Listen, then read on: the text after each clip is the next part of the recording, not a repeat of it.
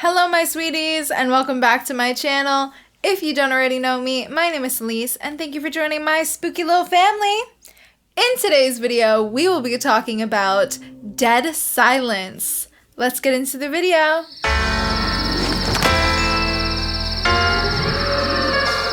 Alright, so before we get into today's review, I would like to quickly shout out my patron, Shaheem of the Dead, for recommending this film for me to review. I am super excited because I feel like this is a very underrated horror film. I feel like it doesn't get the praise that, in my opinion, it deserves. Directed by James Wan, starring Ryan Quanten, Amber Valletta, Laura Reagan, and Donnie Wahlberg, Dead Silence follows a young widower who returns to his hometown to search for answers to his wife's murder, which may be linked to the ghost of a deceased ventriloquist. I absolutely love that sounds like a giallo. You know you're watching a James Wan film if the synopsis just sounds absolutely off the walls. Okay, so I actually watched this film many years ago, around probably when it first came out. And I remember the film really scaring me. I remember being scared of dolls for a while, specifically those puppet old-fashioned ones that are really creepy, kind of like the one from that film with Anthony Hopkins, Magic. Those dolls have always freaked me out. I actually did rewatch this film for this review just because it had been a while, and though I can't say that the film still scares me, it really doesn't. I do think it genuinely holds up quite well. So let's talk about some performances. I really like Ryan Quanten as our lead. I mean, he's really great. He was really popular during that time. I feel like he was in so much early 2000s films. I just always knew his face but never knew his name.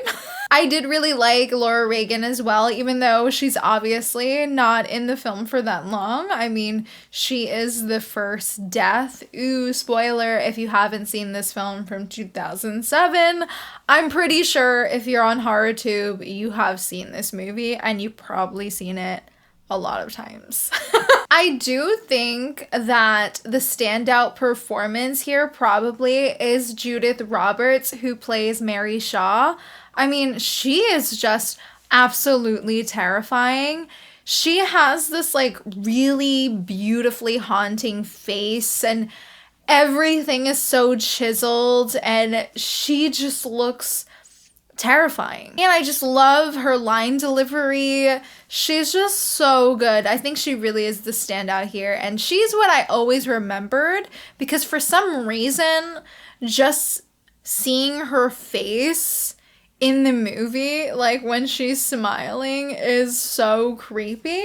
And I think it still holds up. I think she is very, very creepy. Honestly, she scares me more than the dolls. So they did it right. Of course, we have Donnie Wahlberg in this, and Donnie Wahlberg is kind of just always playing the same kind of role. I don't think I have anything to say about him.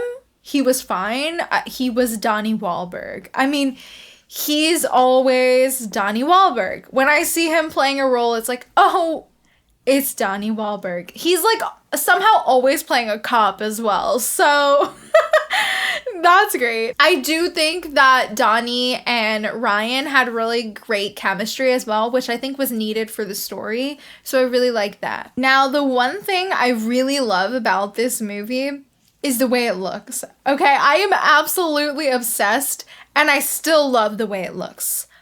I watched this last night and I am obsessed. I don't know what it is about these old horror films from this era where everything was super blue, when horror movies were just super blue and super cold. I just love it. I think it looks so good and there's something really comforting about it as well. I don't know what it is about the color palette that they use in this movie, but there's something so comforting about it. And not to mention, it really just looks like a James Wan film. Like, you know it's a James Wan film when it is that blue. And the one thing I really loved while rewatching this is seeing kind of the similarities of this film and Malignant. Now, I know they're both completely different and they are James Wan at completely different times in his career, but I think it kind of shows how much James Wan has grown since this film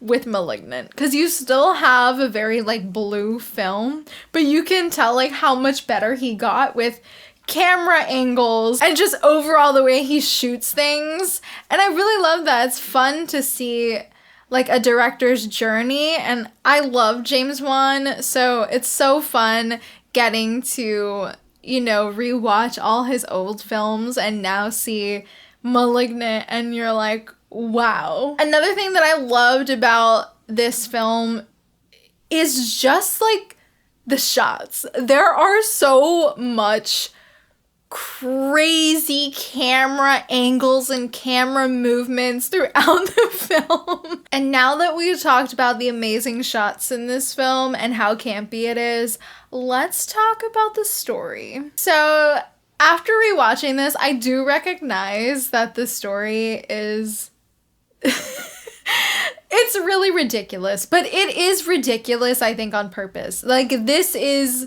just a fun, silly, campy horror film. I really like the idea of the ventriloquist, you know, moving her soul into these dolls. Is that what she does?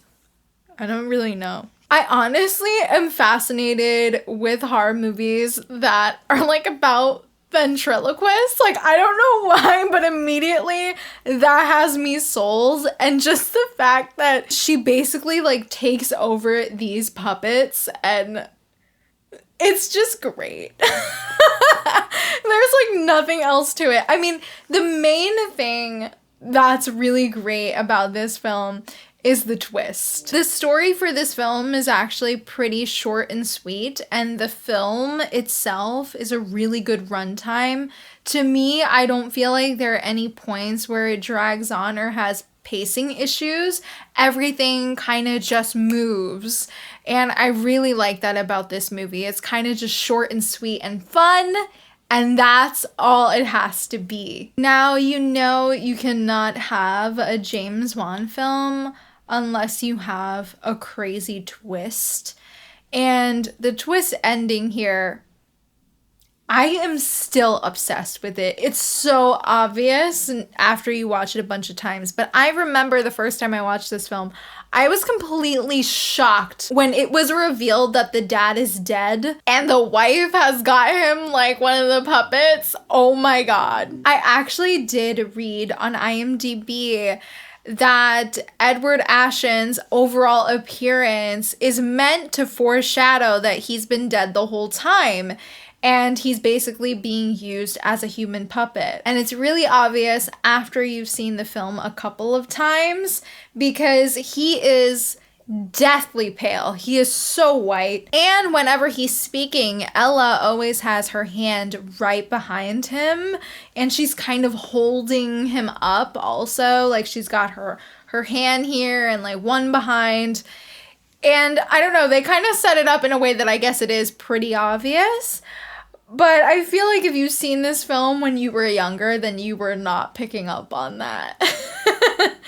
But I don't know, I just love it. It's so great. Not only is the twist ending great in the film, but the opening sequence is really good and really effective. And it's still really eerie and creepy to this day. And I've seen so much horror films, but that opening is still super creepy. There's something about like having this really sweet, intimate date with your partner and them going to like pick up food and them just coming back to, you know, their partner being murdered in the apartment and like blood everywhere. That's terrifying. I mean, I'm almost terrified of that every day.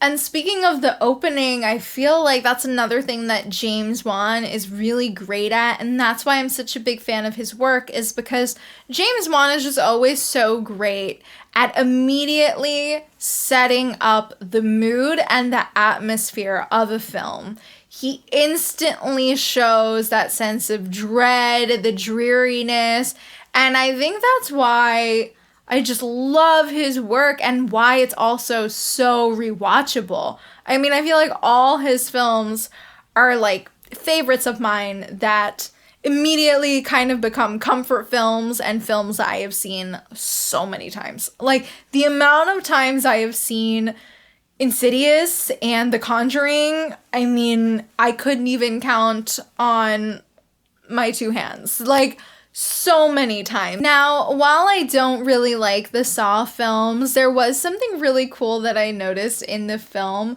During the climax in the storage area with all of the dolls, you can actually see Jigsaw's doll from the Saw films sitting on the floor.